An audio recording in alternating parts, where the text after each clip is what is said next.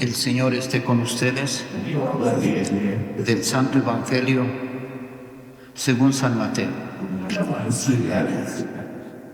Al enterarse Jesús de que Juan había sido arrestado, se retiró a Galilea y, dejando el pueblo de Nazaret, se fue a vivir a Cafarnaúm junto al lago, en territorio de Zabulón y Neftalí, para que se cumpliera lo que había anunciado el profeta Isaías.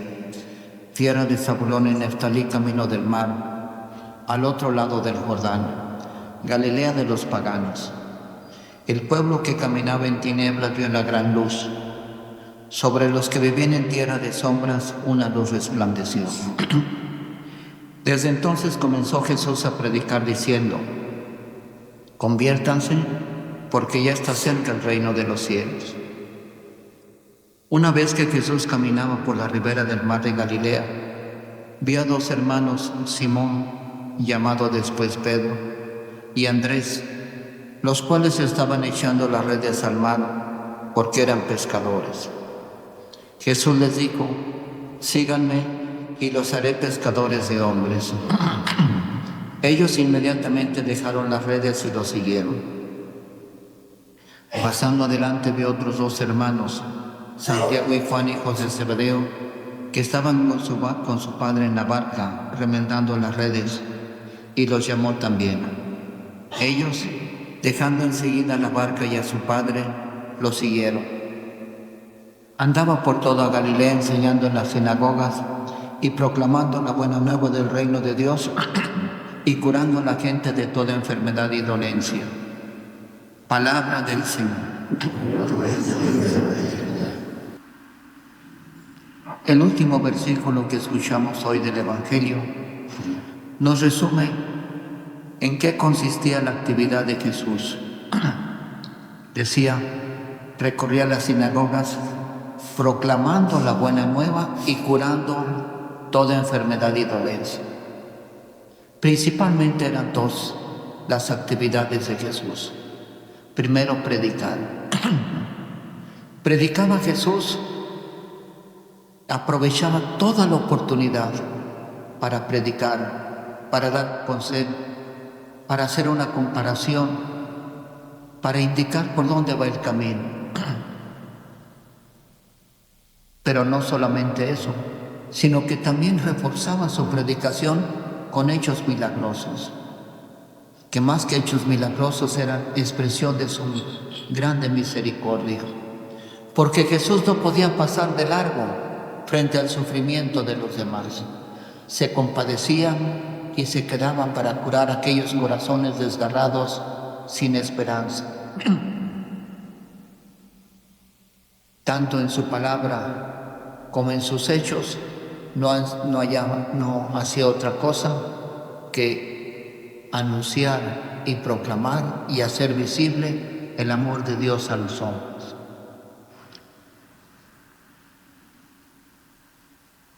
Después Jesús se fue también a llamar a sus discípulos.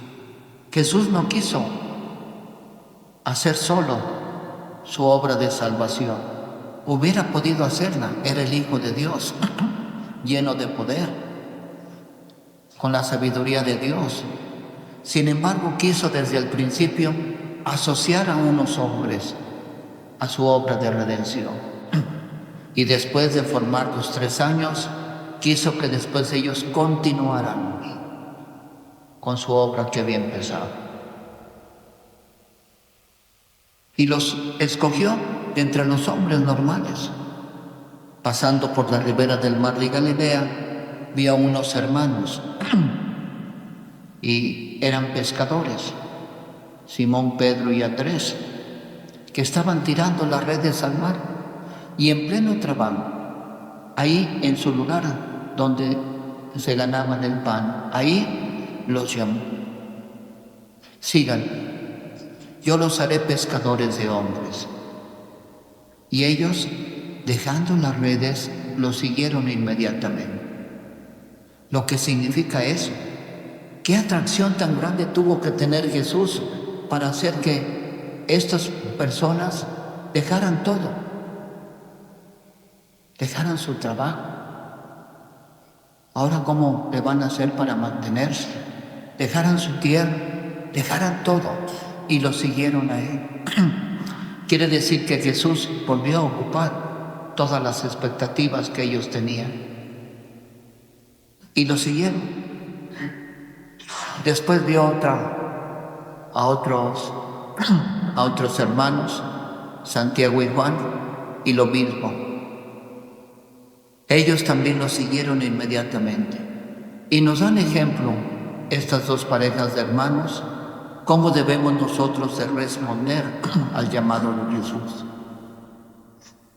A veces decimos como que Dios ya nos sigue llamando, como que hay pocas vocaciones.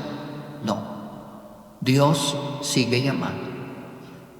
Sigue llamando. Lo que adolecemos, lo que falta es la respuesta. Porque muchas veces sienten la llamada y no se deciden. No se entregan. Ahora estos dos parejas de hermanos nos enseñan cómo hay que responder a la llamada de Jesús. Inmediatamente respondieron y siguieron al Señor. Yo le quiero pedir al Señor en esta tarde, que hemos venido para escuchar la palabra de Dios y ofrecer el sacrificio a Dios.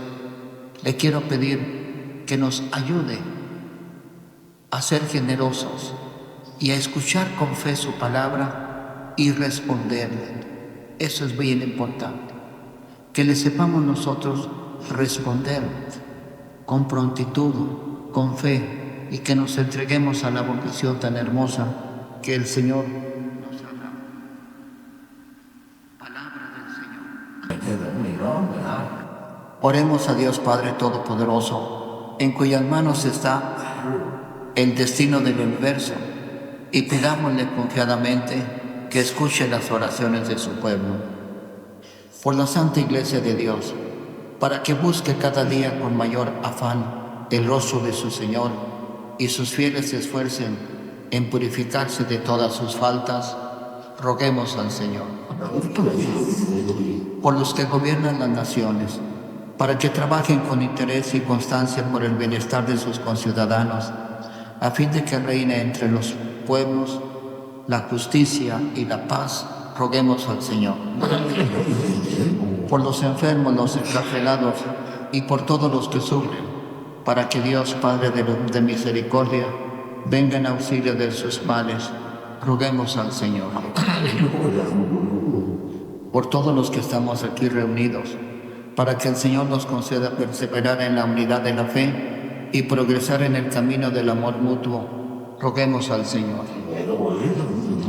Para que la palabra de Dios, y que hoy tercer domingo después de Pascua es el domingo de la palabra que instituyó el Papa Francisco, hagamos que la Sagrada Escritura sea más conocida por nosotros, que tengamos tiempo para leerla y que también la palabra de Dios sea lámpara y luz para nuestros pasos. Roguemos al Señor.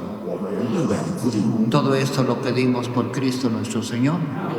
Pueden sentarse.